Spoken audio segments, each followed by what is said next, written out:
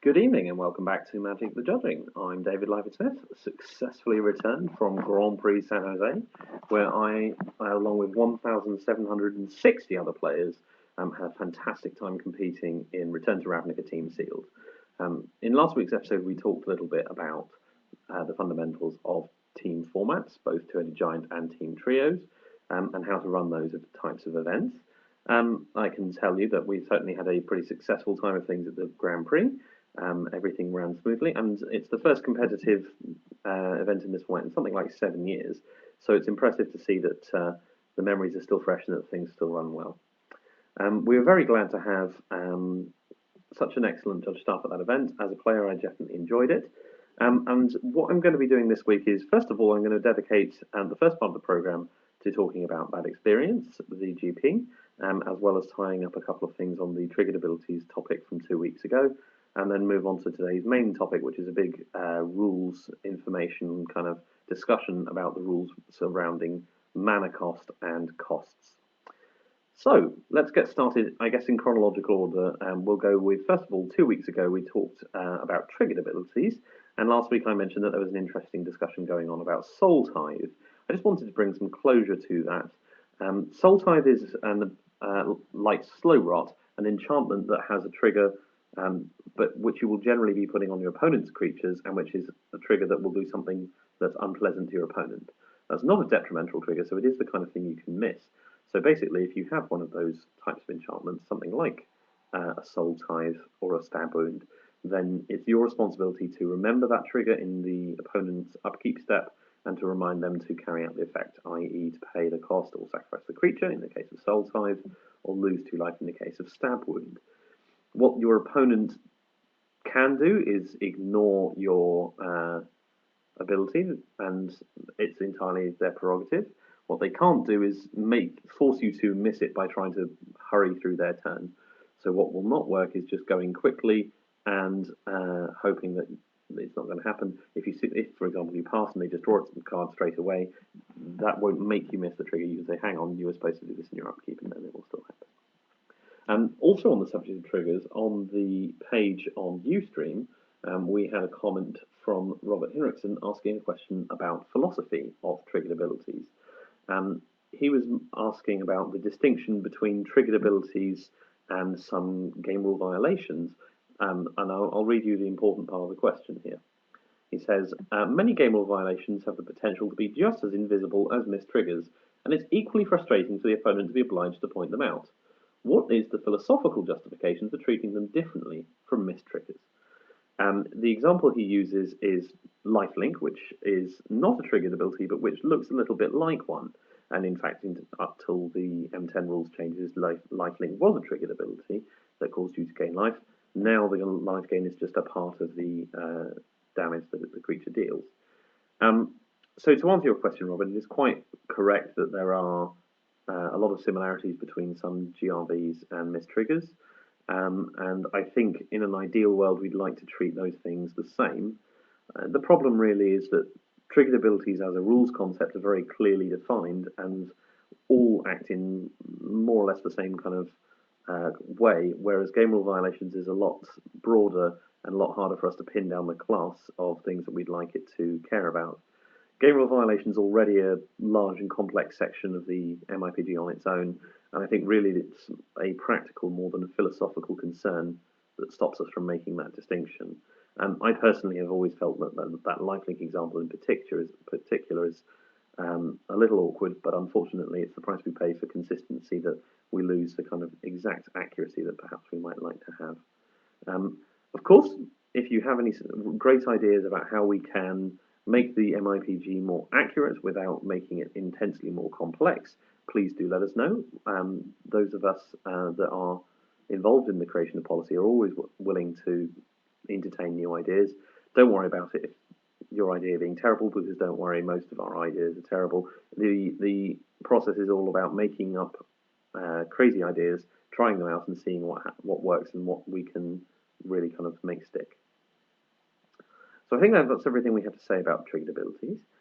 Let's move on to last week's topic, which was looking at team events, and talk about my team event. If you were following on the coverage, you'll notice that we didn't do especially well as a team. We were alive on the X2-1 bubble for a while. Day one was run with an enormous 11 rounds, which meant that as the top 30 teams would be advancing, there was a very good chance of making it on X2 and 1. And in fact, all of the teams on that record advanced, as opposed to many GPs where X2 is a minimum. We kept alive on that bubble for a little while, but eventually were defeated. Unfortunately, our pool was a little bit too concentrated on one excellent Selesnya deck, and the other two decks weren't able to keep up with our opponents. I did want to talk about a particularly interesting triggered abilities related situation. So what I'm going to talk about is a situation that I actually had when I was playing, and my opponent had a couple of rare cards with triggered abilities. The first was Precinct Captain. Precinct Captain is a 2/2 first strike with whenever it deals combat damage to an opponent, a player, you make a 1/1 white soldier token. And he also had a Wild Beastmaster. This is a 1/1 creature which, when it attacks, gives +1/+1, well, +X/+X, and tramples all of your other creatures where X is Wild Beastmaster's power. In the particular example I'm talking about, the player attacks with 3 creatures, a random vanilla guy, a Precinct Captain, and a Wild Beastmaster, and didn't say anything. I asked if I could go to blocks, and did so. I, in fact, blocked the Wild Beastmaster with something, then offered to take first strike damage. My opponent said, okay, you take 3. I said, no, I take 2, because you didn't announce your Wild Beastmaster trigger. My opponent admitted that he had not done so. I took 2 damage. I then paused for a moment and then said, Wild Beastmaster dies. He agreed, put the Beastmaster in the graveyard, and I noted down the damage from the other unblocked vanilla creature. And at this point he said, okay, so I make a soldier token. I said, no, we've resolved regular combat damage. You've missed your soldier token. So that is an example where I, being in a competitive event, was playing in a competitive fashion, trying to make the game, basically asking my opponent to agree to move the game past the point where his triggers should resolve, so that he would then not get the benefit of those triggers. What I wasn't trying to do was anything that's outside of the current rules. Of course, I wouldn't want to do that, but I am not trying to obfuscate or hide his triggers. I'm just giving him the opportunity to miss them by progressing the game past the point when they should happen. Precinct Captain having first strike means that if my opponent is happy to resolve regular damage, then he definitely has missed that trigger, and he is not going to be able to make a soldier. So that was a play that is right on the upper level of competitive behaviour, and I would say probably doesn't fall within the realm of sporting behaviour, but is certainly not unsporting or unallowable behaviour. Another thing that we, just quickly in terms of trios, that we found didn't work very well at the GP, unfortunately, was the deck swap. We had managed to arrange matters such that all the teams were seated in a little triangle, rather than as DCI Report might want to do, as if you just do it regularly, which is in a line. Nick Fong had managed to make things such that we had all the players in a little triangle. What this meant was that it was quite difficult to figure out which player was supposed to be holding the deck at the start of the deck swap. They asked us to give all of our player Bs the deck, but the problem was that because 2 of the players in the team sat opposite each other, they could, if one of them is the player B, they could be either way around. And as it happened, for example, on my table, there were about 6 player Bs on one side of the table and only 2 on the other, and it made the deck swap very difficult. If you do seat a trios event in that way, my suggestion would be, okay, tell the players, 2 of you are sat opposite each other. I want you to give the pool that's going to be swapped to the 3rd player, the player who is sat opposite somebody from a different team. That will then make sure that you are nicely spaced out with alternating tables having 2 decks on, and then you can just do a simple pass like pass across or pass left, and it should work in much the same way as it would if you were doing an individual sealed deck event. So, I think we've gone through about 10 minutes. I think that's probably enough time for that. Although I should say, I'd asked last week if anybody had run or heard of a 2-headed giant constructed event. Nobody had. So it turns out that everybody agrees with me that it's not a format that's really worth investigating, and nobody had, in fact, done one. So let's move on to today's main topic, which is everything you ever wanted to know about mana cost, but were afraid to ask. So what we're going to be talking about is all the various different aspects of the section of the rules that discusses mana cost. I've actually got a copy of the comprehensive rules up next to me at the moment, and I've done a little Control F for mana cost. And generally speaking, if you want to revise about any kind of topic, this kind of search is probably going to be helpful. What we're going to be talking about first of all is just all of the various things that mana cost means and how it is laid out. We all know, I suspect, that mana cost is that thing that appears in the top right-hand corner of magic cards, except the ones with strange border treatments, such as Tarmogoyf, of course, where it appears on the left tucked under the name. Mana cost has several important functions. The mana cost of a card, of course, defines what the card costs when you want to cast it, and we'll come on to that in a minute. But before that, the other important function of the mana cost of the magic card is, of course, to define its colour. And now, a common misconception that newer players have is that colour is based on the colour of a border on the card. This is because they're just using the normal English language meaning of the word colour. If I say a blue card, they think a card which has blue on it. So, for example, an island, of course, has a large blue mana symbol in its text box and a blue pin line around it, and generally has a sort of blue tinge to the card in whole. That card is physically blue. But of course, as Magic judges, we know that that does not mean that it is rules blue. And the reason why that is simply because mana cost defines colour. The default position for any card is that any mana symbol that is present in its mana cost defines what colour that card is. For example, any card with a red mana symbol in its cost is a red card. It might be more than one colour if it has more than one mana symbol of differing colours. And it may be no colours if it doesn't have any coloured symbols at all. So that's one of the things that mana cost does. Let's talk about a couple of the exceptions to that. First of all, and something we've seen quite a lot of in Innistrad and Dark Ascension, is the colour indicator. This is a new thing which you may not really have noticed if you've not really looked closely at any of the cards of the double face cards. But of course, the back half of double face cards don't have a mana cost because you can't cast them. The colour of those cards is instead defined by a small circle that appears to the left of the type. The colour indicator is a new invention and actually has now been integrated backwards into Oracle for older cards that had similar functionality, such as the Pacts from Future Sight or Evermind from Saviors of Kamigawa. The colour indicator is a circle containing a colour and which simply defines the colour of that card. It doesn't appear as rules text, it doesn't appear in the Oracle text, but it is part of the card's characteristics and defines the colour just the same as it having a mana cost of certain things would. You did also used to see what are called characteristic defining abilities that would define colour. These are now much, much rarer. An example is Pact of Negation used to say, as its very first line of rules text, Pact of Negation is blue. Now it has a colour indicator, it has no need for that line of rules text because the colour indicator performs the same job. This does actually mean that the card Evermind functions a little bit differently from how it used to. Because Evermind has splice onto Arcane, there used to be a peculiar little thing where if you spliced an Evermind onto something, you'd also be splicing the text card name is blue onto that spell, and therefore your Arcane spell, when it was all spliced up, would be blue. This was occasionally used as a way of getting Sickening Shoals around protection from black and other such little things, but is a very peculiar and narrow interaction that I should expect that you won't see coming up in general. So that's mana cost's important role in defining colour.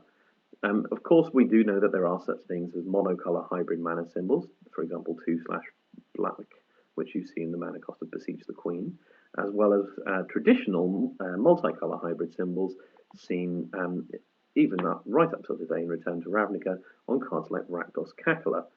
These mana symbols are, of course, allowed to be paid with one mana of either colour and do confer both colours to the resulting permanent. So that is an important role of mana cost to define the colour of a card.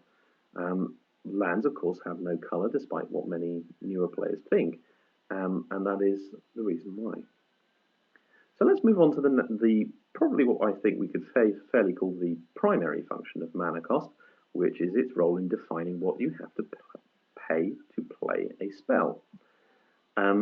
Now, Paul has already done an excellent episode on the steps of casting a spell, and I'm not going to be treading on his toes too much in this regard, but I wanted to talk about the kind of process that the game goes through in terms of defining how to figure out what you should be paying for a spell. The starting point is always the mana cost of the card. So when you're casting a spell, the first thing the game does is take the mana cost of the card. Now, what we'll come on to in a moment is variable mana cost with an X, but just generally, let's assume we've got a fixed mana cost. You will take that mana cost. You then apply any kind of effects which cause an increase in the effect of the card. For example, Thorn of Amethyst says that non-creature spells cost 1 more to cast. Therefore, when you're determining what cost you need to pay, you will increase by 1. You then include any effects which decrease the mana cost. So, for example, you might have a Sapphire Medallion, some Convoke, and this is also where alternative casting costs come in. Alternate casting costs, such as Force of Will, for example, say you may pay 1 life and exile a blue card from your hand rather than pay Force of Will's mana cost. And what this means is it is an ability that reduces the cost you have to pay by 3 blue, which is the mana cost of Force of Will, if you pay this other cost instead. It lets you substitute mana cost for an alternate cost. The sort of often joked about third step in determining what you need to pay for a spell is Trinisphere. Trinisphere is a very strange card. As long as it's untapped, it says that players can't pay less than 3 to cast spells. Effectively, what this says is, this is a replacement effect that looks at any spell that you're figuring out the cost of and says, okay, when you're done with all of the addition and the subtraction and everything else, if what you're looking to pay is less than a total of 3 mana, bump it up to 3. There's simply no way around this. Trinisphere untapped, you must pay 3 for something. No amount of convoking, alternate costs, cost reduction effects will ever be able to make you pay less than 3 because the replacement effect applies right at the very end and bumps it up to 3 mana with additional colorless mana as necessary.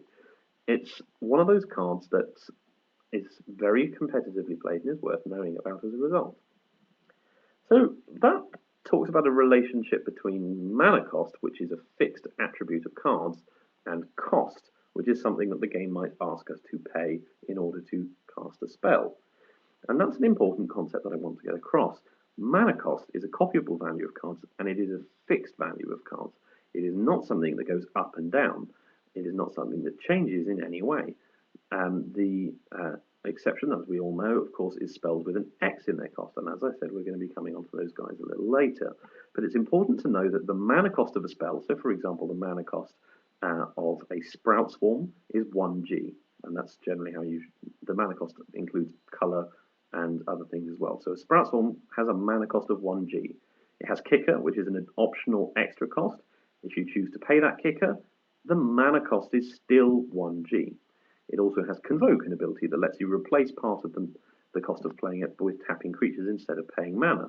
If you choose to Convoke, the mana cost of Sprout Swarm is still 1G. There's nothing you can do that will change the mana cost of the card. So, let's talk about converted mana cost. Converted mana cost is one of those rules terms that's just been around for a while and that everybody's gotten used to, but which doesn't exactly make sense to new players. So I want to challenge you to think about what it actually means. The converted mana cost is what the mana cost is if you convert all of the symbols, all of the mana symbols in that cost into just pure numbers and then add everything up. Each colored mana symbol is worth 1. Each colorless mana symbol is worth its actual value. So to return to our example of Sprout Swarm, it has a green mana symbol, which is 1, and a 1 colorless mana symbol, which is another 1. Therefore, the converted mana cost is 2. Hybrid mana symbols only count as 1, because they are basically a single symbol with 2 options. Monocolored hybrid, you could reasonably decide either way. Therefore, the rules just define that they count for 2 each. It could easily have been the other way around. They just decided that it was going to be 2 each. And all 6 of the cards which have monocolor hybrid, I should say, do have reminder text stating what their converted mana cost is. So that's how converted mana cost happens. The thing about converted mana cost is that it is just as invariant as mana cost. Nothing will change it. So to go back to our Sprout Swarm example, the converted mana cost of a Sprout Swarm is 2. If you choose to pay the kicker, its cost is now going to be higher. You'll have to pay 5 for it, but its converted mana cost is still 2. Likewise, if you're reducing its cost with Convoking, it now will cost less to cast, but its converted mana cost is still 2. And this means that no matter what kind of range of options of Kicker and Convoke that you might choose, that Sprout Swarm will always be vulnerable to a Spell Snare, because its converted mana cost is fixed at 2 and will never change. So those are the two important things I want to talk about, mana cost and converted mana cost, in terms of the fact that they are fixed attributes of the card. Let's talk about the exception. Like almost every rule in Magic, there is an exception here, and the exception is to do with costs which contain an X. You might not be aware, but there are in fact two different types of X's in mana costs. The one that most people think of when you say X is an X where the player who is playing the spell has a free choice over what that cost will be. The most common example that people tend to use is Fireball, but Fireball is a bit complicated, so instead let's talk about Blaze. Blaze is the simplest possible version of this, and you might also like something like Deathwind or Stream of Life.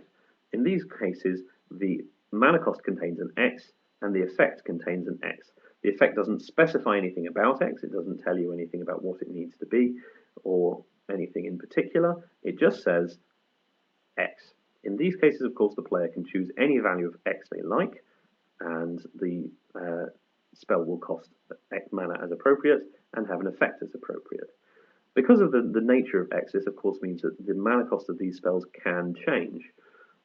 In all zones, library, hand, graveyard, etc., the X is 0 when you're considering converted mana cost and what the mana cost of the card is. The only exception is that on the stack, the X value is whatever the player has chosen for it. The converted mana cost, therefore, of a Blaze that's in your hand is 1, in your library is 1, in your graveyard is 1, on the stack is whatever as appropriate. A Blaze for 0 still has mana cost and converted mana cost of 1, but a Blaze for 5 has a converted mana cost of 6. This is particularly relevant for something like a creature with an X in the mana cost, like Mikaeus the Lunarch. Because Mikaeus the Lunarch costs X and white, his converted mana cost in your library is 1, which allows you to find him if you have a Ranger of Eos, for example. Then once he's on the stack, his converted mana cost is whatever you have paid. So if you happen to be casting a Mikaeus the Lunarch for an X of 1, he'll be vulnerable to Spell Snare. If you cast him for 5, however, he won't be. So that is the exception to the otherwise rigid nature of mana cost and converted mana cost.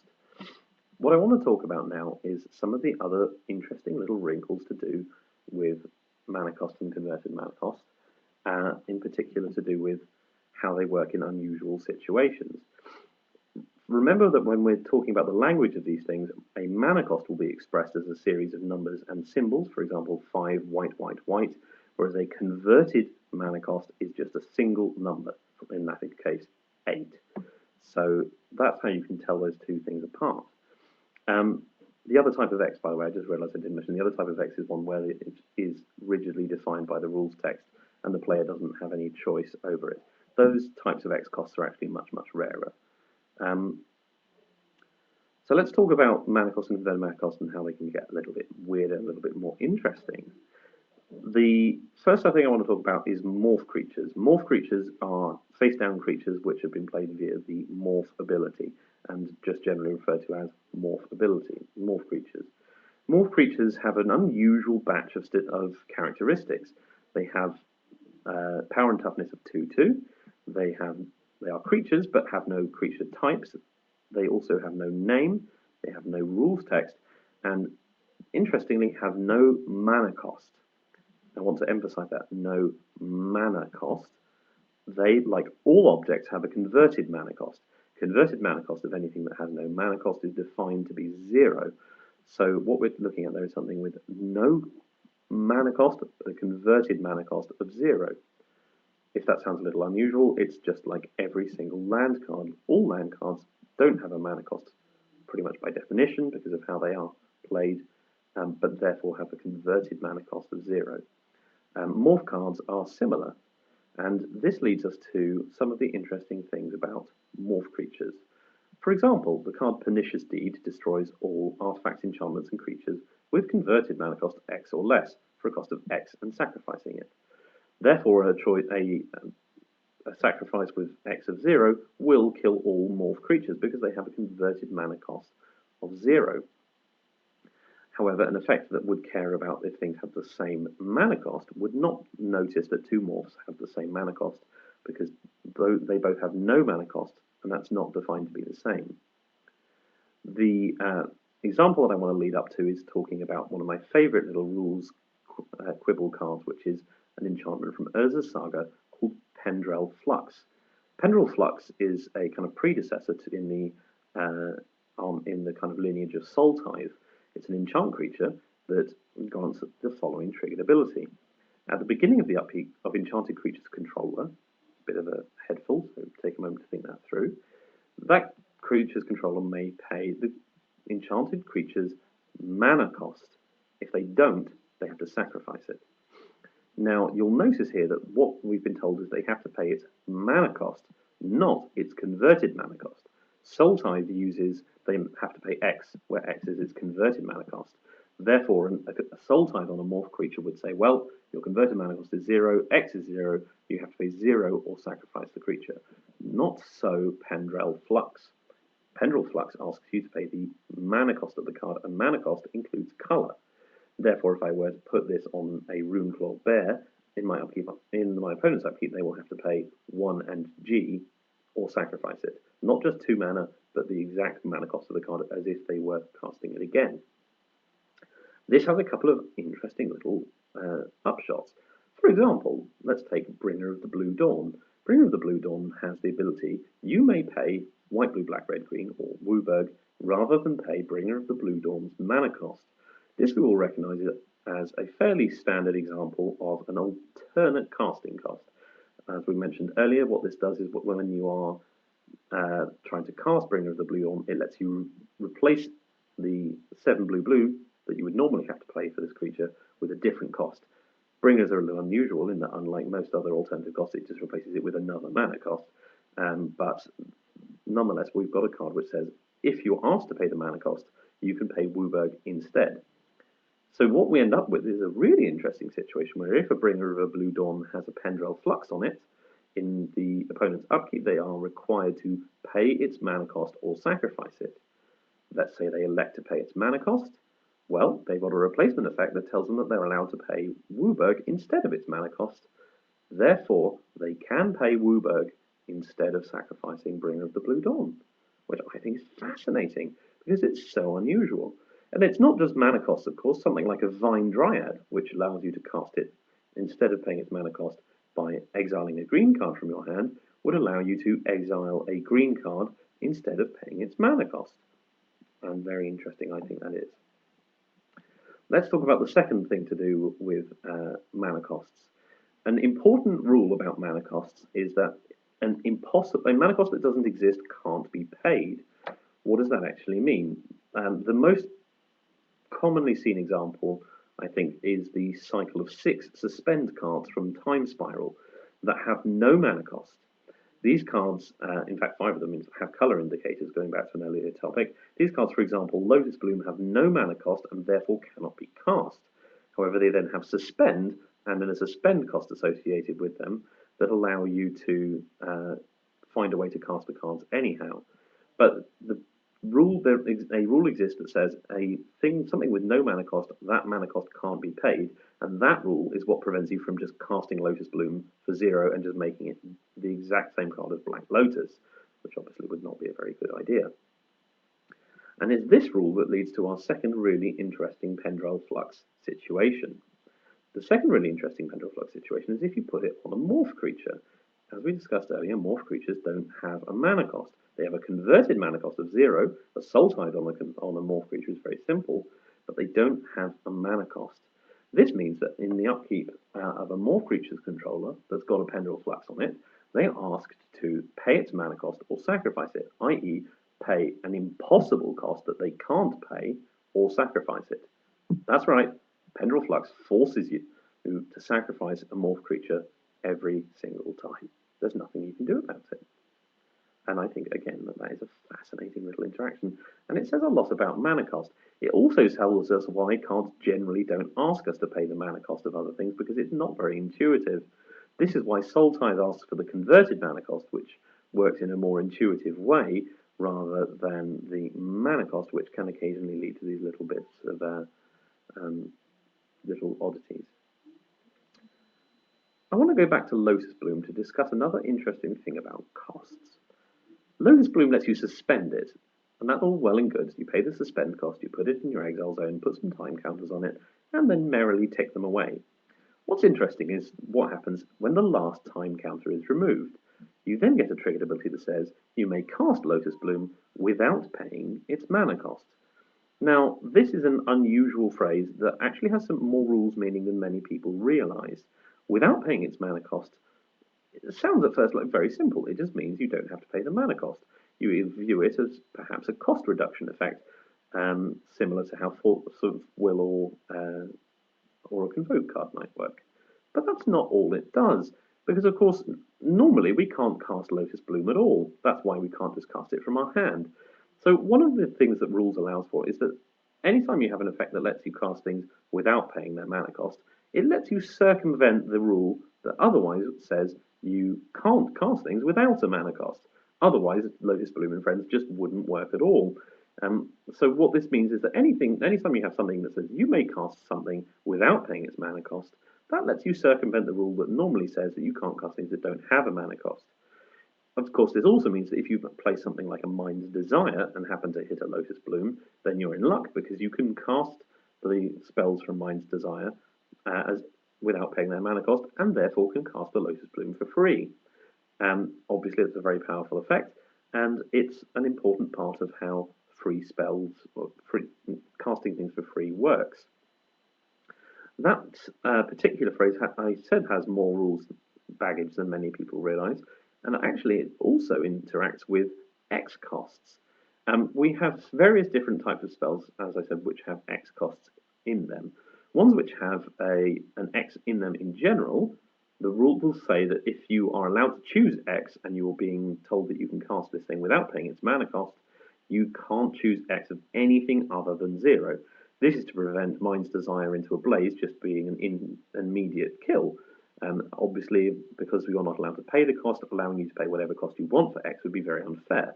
Therefore, the rules provide if you've got one of these effects that say you may cast this without paying its mana cost, you have to choose a value of X that is 0. I want to talk about how this nearly broke the rules back in Alara Reborn. There are also types of spells which have an X which doesn't have any mana in it at all. An example would be Hatred. Hatred said, as an additional cost to cast this card, pay X life, and then gives target creature plus X plus 0 until end of turn. Hatred doesn't have any X in its mana cost, so it isn't affected. There is a specific rule that says Hatred and its ilk are not affected by things that let you pay things without paying their mana cost. You can pay whatever X you want if you happen to hit Hatred off a Mind's Desire, or more relevantly, off Cascade. What this means is if you happen to cast something like an Enlisted Worm and Cascade into a Hatred, you're free to pay any amount of life you want. Whereas if you cast a Cascade Worm and hit a Blaze or similar, you have to choose X of 0. And those two rules both coexisted. The problem is that there is a card in Descendant called Bond of Agony. Bond of Agony costs X and a black, and has, as an additional cost to cast it, pay X life. When Cascade was first printed, the rules didn't really cover Bond of Agony. The problem was that it fell into both categories. The category that said you could have X of whatever you wanted, because it has a non-mana X cost, and also the category that said you had to choose X of 0, because it has an X in its mana cost. Therefore, for a little while, when you cascade into a Bond of Agony, the rules just genuinely didn't know what to do. It was a very subtle little interaction, but it was caught, and it has now been resolved. What you will probably find unsurprising is that the resolution is that those spells act as though the Blaze class of spells, there is an X in their mana cost, and that is considered to be sufficient to say you have to choose an X of 0, even though there is also a non-mana X in the cost as well.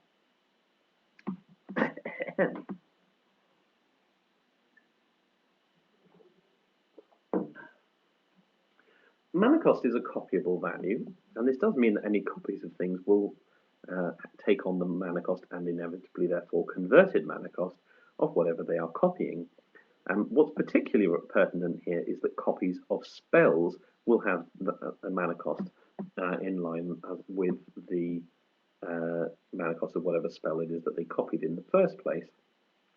Most things that create copies don't cast those copies; they just create them on the stack, and therefore the cost is not relevant because you don't need to pay it.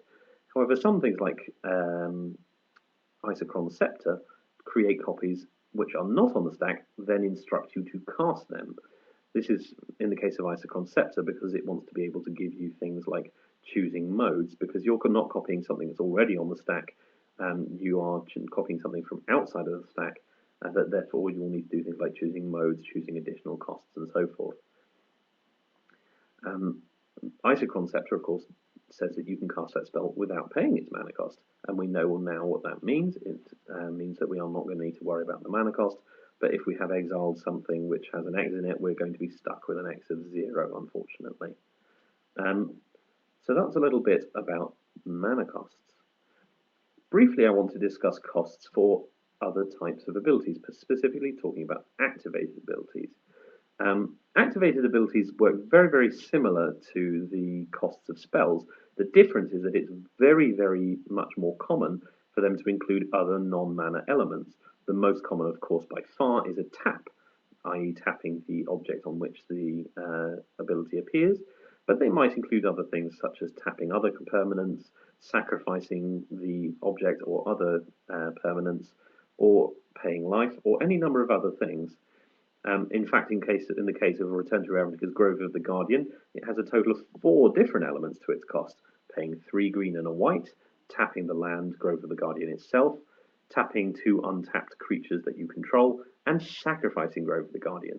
It has all of those costs associated with it, something that is just really never used on spells because of the way that we're used to spells working. Because of that, there's some specific rules about the costs of activated abilities, which says that you can pay those costs in any order you wish.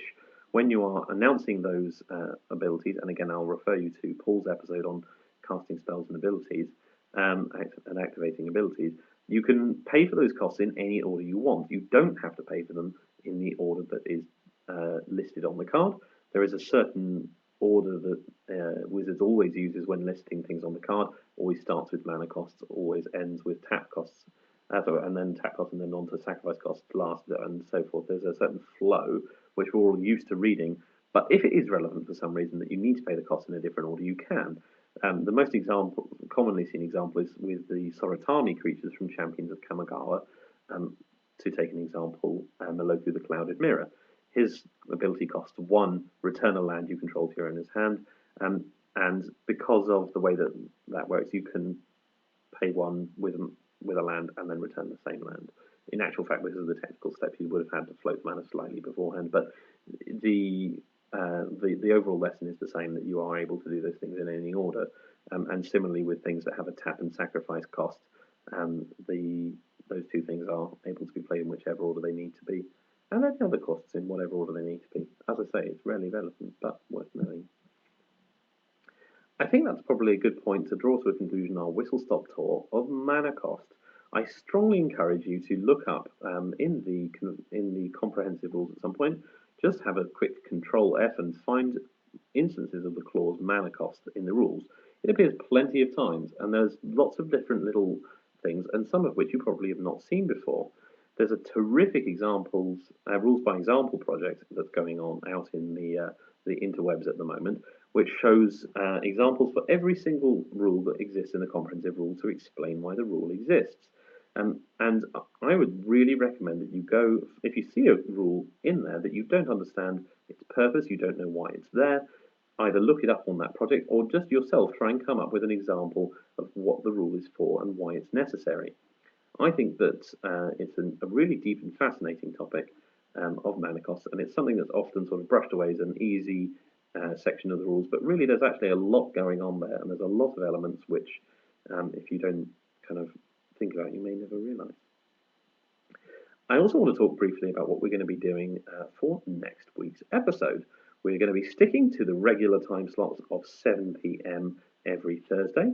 That means I will be coming to you again on the 25th of October in 1 week's time, in about 167 hours. That slot we're going to be using to talk about the modern format. Of course, we'll all be glued to our computers this weekend watching coverage of Pro Tour Return to Ravnica in Seattle, where the pro players will be having their first stab at high-level competitive Return to Ravnica draft and, of course, Return to Ravnica Modern. I myself am going to be judging a Modern Grand Prix trial on Saturday, and therefore I think it's a good, timely moment to take in the modern format, what it is all about, what kind of cards and decks you're likely to see, and more generally about how to run modern events, both casual and competitive, in your own areas.